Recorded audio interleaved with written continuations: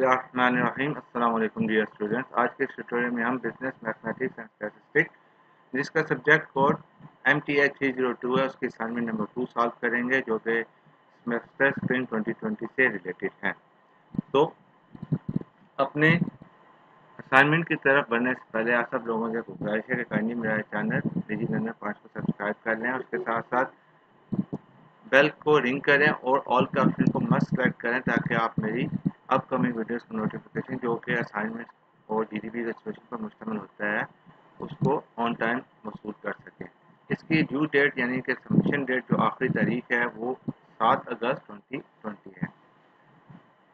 Thanks for watching, thanks for support. तो चलें अपनी असाइनमेंट की तरफ बढ़ते हैं। तो हमारा क्वेश्चन नंबर 1 है, can the marks obtained by 30 students in a subject are given below.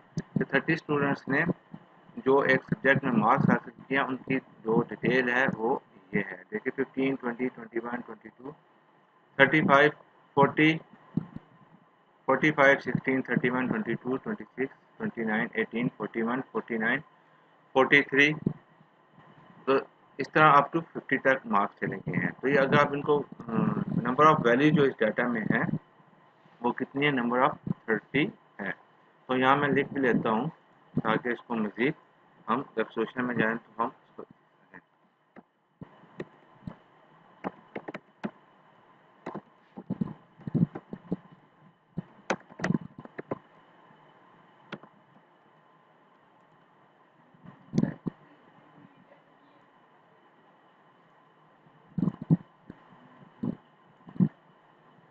तो हमें नंबर ऑफ क्लासेस कितने हमें रिक्वायर्ड है 8। तो हमने क्या मालूम करना है, मीन। तो सोल्यूशन हमने सबसे पहले हम जाकर क्या करेंगे, हम पहले नंबर ऑफ वैल्यू जो डाटा में हम उसको काउंट करेंगे वो कितने हैं 30। तो हमने नंबर ऑफ क्लासेस की हमें कितनी रिक्वायर्ड हैं वो 8 हैं। तो अब हमने मीन डिटरमिन करना है। तो हमें क्योंकि पता चल गया हमने जो क्लासेस बनानी है उसका जो इंटरवल नंबर ऑफ क्लासेस जो हैं वो 8 हैं। तो उसके लिए हमें क्या करना होगा, हमें क्लास विथ या जिसको हम क्लास इंटरवल कहते हैं उसको मालूम करना होगा। लेकिन उससे भी पहले जो फर्स्ट काम करना है हमें जो स्कैटर डाटा दिया गया है, स्कैटर डाटा से मुराद जो वैल्यूज हमारी आगे पीछे हैं एक सीक्वेंस में नहीं है, तो हम इसको एक रीअरेंज करेंगे डाटा को इन असेंडिंग आर्डर। तो मैंने इस डाटा को असेंडिंग आर्डर में कन्वर्ट कर दिया है, उसको मैंने यहाँ मेंशन कर दिया है। अब उसके बाद हमने क्या करना है, क्लास विथ या इंटरवल मालूम करना है। तो हम उसको इस फार्मूले के साथ मालूम करेंगे, क्लास विथ और class interval is equal to range divided by required number of classes.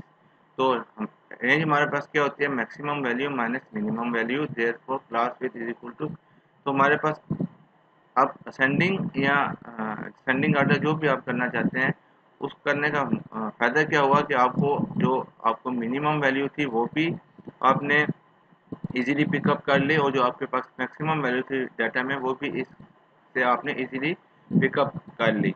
तो असेंडिंग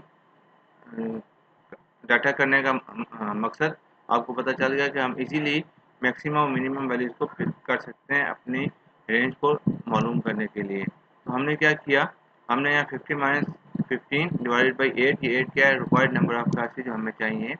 तो 35 डिवाइडेड बाई 8, ये 2 टाइम्स हो गया तो 4.375 आएगा, हमारे पास आ गया। तो ये हमारे पास एक फ्रैक्शन डेसिमल में फिगर आई है। तो हम क्या करेंगे, इसको हम राउंड इट अप करेंगे 5 तक। हमेशा हम एक स्टेप आगे जाएंगे, पीछे की तरफ नहीं जाएंगे।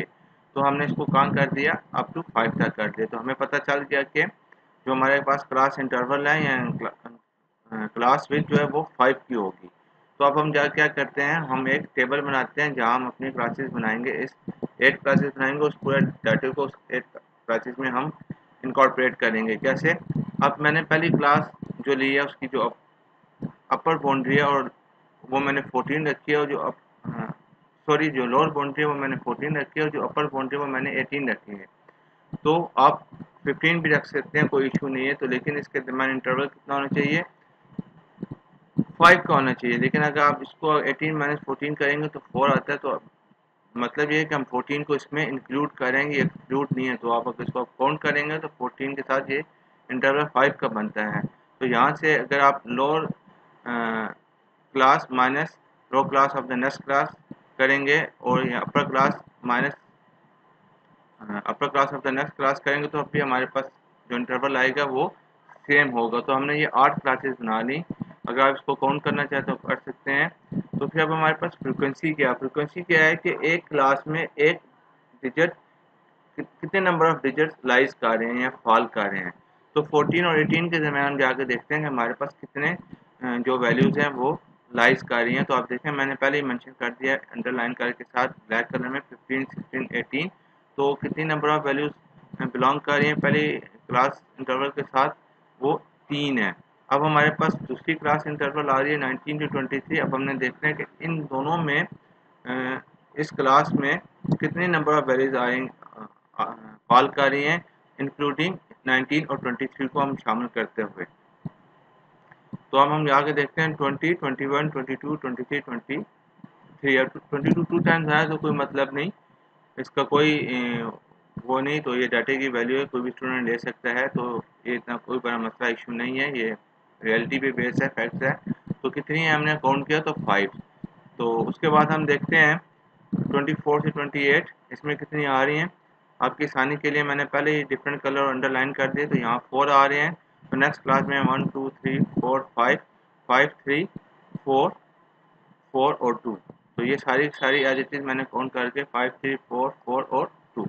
तो हम इसको काउंट करेंगे, इस फ्रिक्वेंसी के कॉलम को सफिशिएंट एफ करेंगे तो हमारे पास 30 जितने के number of values in the data उसके इक्वल आएगा। अब हमने मिड वैल्यूज निकालनी है। एक्स क्या हमारे पास मिड वैल्यूज हैं। तो मिड वैल्यूज हम कैसे निकालेंगे, lower class plus upper class divided by 2। और बाद हमारे पास जो रिजल्टेंट वैल्यू होगी वो हमारे पास एक्स की वैल्यू होगी, जो कि हमारी मिडल वैल्यू होती है ऑफ द गिवन क्लास की। तो आप देखते हैं सेकंड हमने निकाली 21, 24 थर्ड क्लास इंटरवल की 26, 29 और 33 जो कि हमारी फोर्थ क्लास इंटरवल इसकी 31। यहाँ मैं आपको एक टिप्स देता जाता हूँ। जैसे हमारे पास 16 है तो हमारा क्लास इंटरवल क्या था, तो हमने 16 में 5 जमा किया 21 और 21 में 5 जमा किया 26। यानी अगर आप पहली वैल्यूज में जितना आपका क्लास इंटरवल होगा तो ऐड करते जाएं तो आपके पास मिड वैल्यूज आती जाएंगी उसी डिफरेंस का जितने आपकी क्लास की विड्थ या क्लास का इंटरवल होगा। क्लास इंटरवल तो क्लास बाउंड्री ये भी कह सकते हैं। फिर हमने क्या निकालना है, एफ एक्स निकालना है। एफ एक्स का मतलब है मल्टीप्लिकेशन। यहाँ आप स्टेरिक का साइन भी यूज कर सकते हैं। तो स्टेरिक का साइन का क्या मतलब होता है, मल्टीप्लिकेशन। तो हम आपने क्या करना है कि इस जो हमारा एक्स का कॉलम है उसकी तमाम वैल्यूज को उसकी जो रिस्पेक्टिव या कॉरस्पॉन्डिंग वैल्यूज होगी एफ एक्स की, सॉरी हमारे जो एक्स की वैल्यूज होगी उसकी कॉरस्पॉन्डिंग जो फ्रीक्वेंसी एफ की जो वैल्यू होगी उससे मल्टीप्लाई करेंगे तो हमारे पास एफ एक्स आ जाएगा।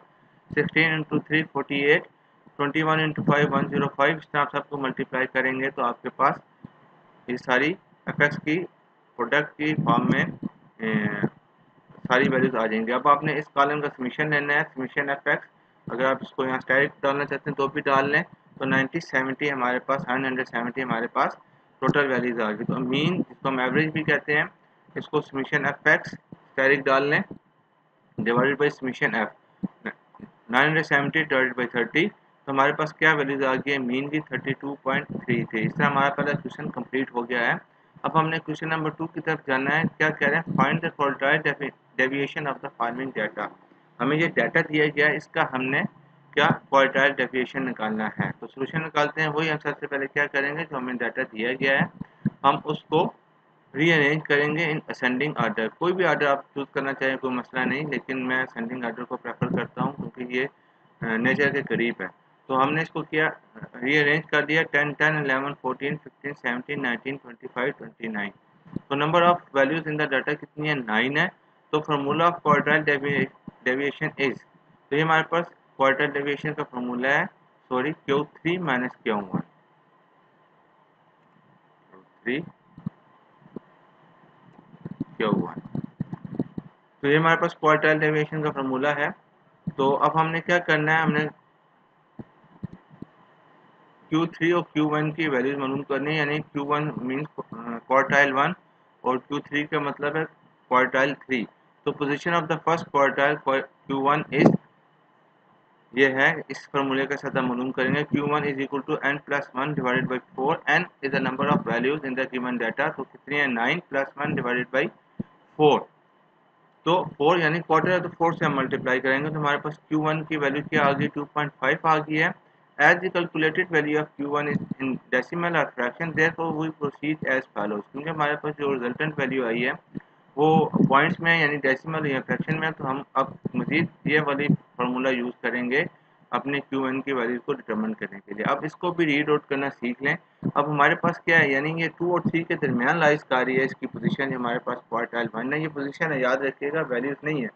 ये आपके जो क्वार्टाइल 1 की वैल्यू जहाँ लाइज करती है उसकी पोजीशन बता रही है, यानी आपकी जो पोजीशन 2 और 3 के दरमियान में क्वार्टाइल 1 की वैल्यू लाइज करती है। तो हम क्या करेंगे, हम वापस जाते हैं। अब देखते हैं हमारे पास सेकंड क्वार्टाइल और सेकंड पोजीशन में कौन सी वैल्यू है।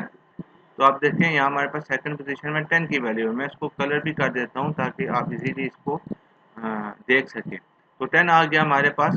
तो अब 10 आने के बाद हम क्या करेंगे, प्लस 0.5 ये वाला 0.5 जो रिमेनिंग था, उसके बाद इसको मल्टीप्लाई करेंगे पैरेंथेसिस के साथ। आप इसको चाहें तो कुछ ना भी लिखें तो भी ये इसका मतलब यही होता है, स्टैरिक का विदाउट स्टैरिक मल्टीप्लिकेशन हो रही है। तो हमने क्या किया, 10 लिख दिया। तो हमारे पास सेकंड वैल्यू हमें ऑलरेडी मालूम है 10 है। तो हम देखते हैं कि थर्ड वैल्यू पे हमारी थर्ड पोजीशन पे हमारी कौन सी वैल्यू लाइज कर रही है। तो थर्ड में हमारे पास क्या कर रही है, तो मैं इसको डिफरेंट कलर दे देता हूँ। तो मैं ये वाला कलर दे देता हूँ। 11 है तो मैं उस फार्मूले में 11 लिखूंगा। तो 11 माइनस 10, तो हमारे पास 1 आएगा। 1 को हम 0.5 से मल्टीप्लाई करेंगे तो 0.5 10 प्लस 0.5 इज इक्वल टू 10.5। ये हमारे पास quartile deviation sorry first quartile हमारे पास आ गया। अब हमारे पास क्या है, हमने similarly position of Q3 determine करनी है। तो हम सेम फार्मूला अप्लाई करेंगे, लेकिन उस फार्मूले में हम 3 का इजाफा कर देंगे, एडिशन कर देंगे। 3 से मुराद उसकी क्वार्टाइल की थर्ड पोजीशन है। थर्ड क्वार्टाइल हमारे पास कौन पोजीशन है, थर्ड क्वार्टाइल। फोर्थ क्वार्टाइल हम 4 से करेंगे, सेकंड क्वार्टाइल को हम यहाँ 2 से मल्टीप्लाई करें। तो अभी हमारी रिक्वायरमेंट थर्ड क्वार्टाइल की है, तो हमने यहाँ इस फार्मूले को 3 के साथ मल्टीप्लाई कर दिया।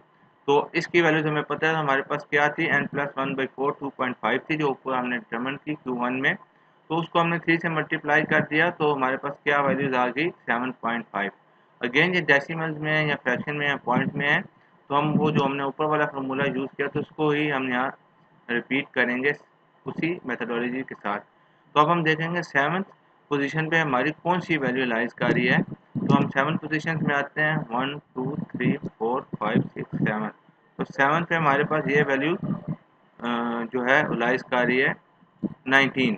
तो अब 19 को हम क्या करेंगे, यहाँ लिखेंगे वही वैल्यूज हम यहाँ लिखेंगे और प्लस 0.5 इंटू पैरेंथेसिस में 25 जो हमारे पास थी 8th वैल्यू, और माइनस 7 पे, और 7 पे जो थी वो 19 थी जो हमने यहाँ लिखी हुई है। तो हमारे पास क्या वैल्यूज आ जाएगी, Q3 की 22। Thus quartile deviation is QD stand for quartile deviation is equal to Q3 minus Q1 divided by 2. 22 minus 10.5 divided by 2, 11.5 divided by 2, 5.75 is our required quartile deviation. तो ये हमारा सोल्यूशन है। तो उम्मीद करता हूँ आपको ये एक्सरसाइज समझ में आई होगी। कोई क्वेश्चन या क्वेरी है तो आप कमेंट सेक्शन में मुझसे पूछ सकते हैं या डिस्क्रिप्शन में दिए गए मेल पर मेल करके पूछ सकते हैं। अगर आपको वीडियो अच्छी लगी है तो काइंडली लाइक करें, शेयर करें और कमेंट सेक्शन में अपनी राय का ज़रूर इज़हार करें। इसका फाइल का लिंक मैं डिस्क्रिप्शन में दे दूँगा। Thanks for watching. अस्सलाम वालेकुम।